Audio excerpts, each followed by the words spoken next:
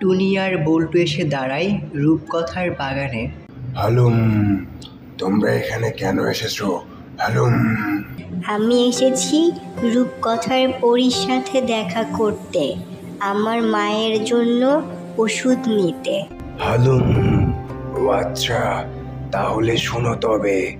একটি হরিণ, একটি শিয়াল, একটি রাক্ষস তোমাকে 3টি প্রশ্ন করবে, তারপরে তুমি যেতে পারবে রূপকথার পরীর কাছে।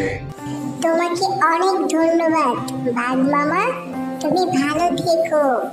টুনি আর বল্টু চলে যায় বাগানের পথ ধরে।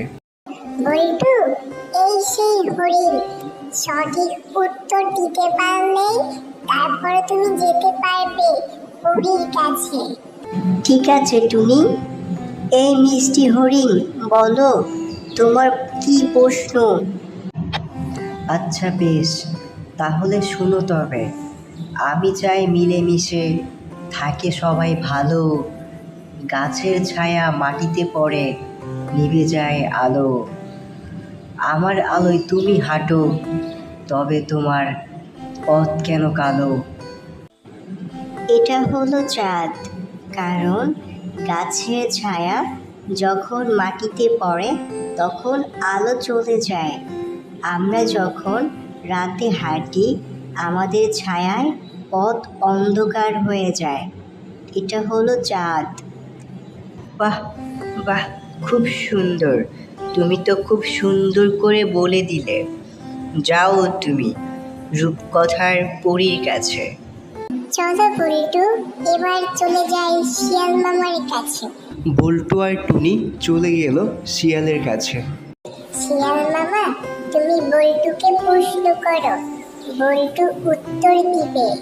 আচ্ছা বেশ, এসেছি একা, যাবো একা, দুনিয়া ঘুরে কত কিছু হলো দেখা। এই তো আছি বেশ, সব কিছু হবে একদিন শেষ, না থাকলেও রাজি, আসবে তোমাকে নিতে শেষ পালকির মাঝি। এটা হলো কবর। আমরা এসেছি একা, যাবো একা, না চাইলেও একদিন সবাইকে মরে যেতে হবে। বাহ, কত সুন্দর তোমার কথা, যাও রূপকথার দেশে। চলো বল্টু, শিয়াল মামা তুমি ভালো থেকো। এরপর বল্টু আর টুনি চলে আসলো রাক্ষসের কাছে। শোনো বল্টু, এরপর আমি আর যেতে পারবো না, তোমাকে একাই একাই যেতে হবে। আমার বারণ আছে, ওখানে গেলে আমি আর বাঁচবো না, আমাকে রাক্ষস মেরে ফেলবে। ঠিক আছে টুনি, তুমি আমার জন্য অনেক করেছো। আমি চাই না আমার জন্য তোমার কিছু হয়ে যাক। তোমাকে অনেক ধন্যবাদ টুনি, তুমি অনেক ভালো থেকো।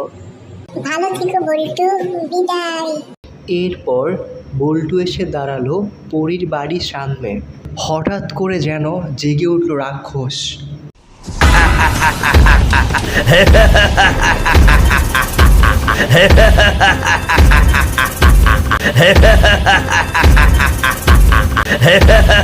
হে মানব সন্তান, তোর এত সাহস, তুই রূপকথার দেশে কেন এসেছিস? আমার মায়ের অনেক অসুখ করেছে, বুদ্ধি বলেছে কোনো ওষুধে ছাড়বে না যদি রূপকথার দেশ থেকে গাগল ফল না নিয়ে আসি। আমি আমার মাকে বাঁচাতে এখানে আসছি, আমাকে মেরো না তুমি। আচ্ছা বেশ, তোকে একটা প্রশ্ন করব, যদি সঠিক উত্তর দিতে পারিস তবে তুই পরীর কাছে যেতে পারবি, না হলে তোকে আমি গিলে খাবো। আচ্ছা বেশ, করো তুমি তোমার প্রশ্ন, আমি ঠিকই পারবো। একটা প্রশ্ন 3টে বার সুযোগ পাবে, আর তৃতীয়বার যদি প্রশ্ন ভুল হয় তাহলে ঠিকই আমার পেটে। আচ্ছা করো তুমি প্রশ্ন। আমার মাকে বাঁচাতে এসেছি, যদি মায়ের জন্য ওষুধ না নিতে পারি তাহলে আর আমি থেকে কি করব? তুমি প্রশ্ন করো। এসেছি আমি পৃথিবীতে এক ধারালো ছুরি নিয়ে। ঘর বাড়ি বানাই আমি নিজের মনের সুখে, শান্তি পাই সেই বাড়ি অন্য কাউকে দিয়ে। আর কতদিন যেতে হবে আমাকে গর্ত খুঁড়ে? কি আমার নাম যদি বলতে পারো, হয়ে যাবে তোমার কাম। এটা হলো মাটি খোঁড়ার কোদাল। কোদাল দিয়ে মাটি খোঁড়ে গর্ত করে, সে গর্তে সে থাকতে পারে না। তোমার হাতে আর দুটা সুযোগ আছে, ভালো করে ভেবে উত্তর দাও।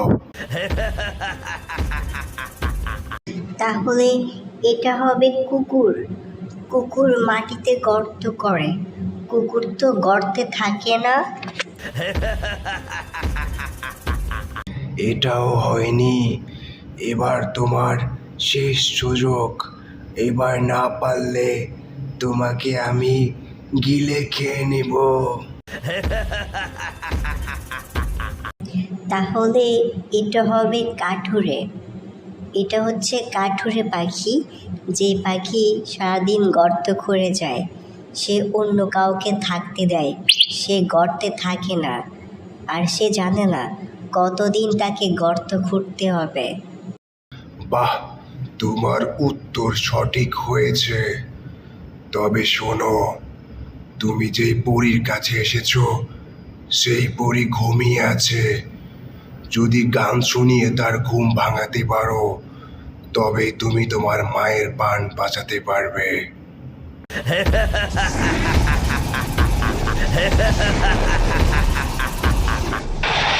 রাক্ষস চলে গেল। বল্টু এলো পরীর কাছে।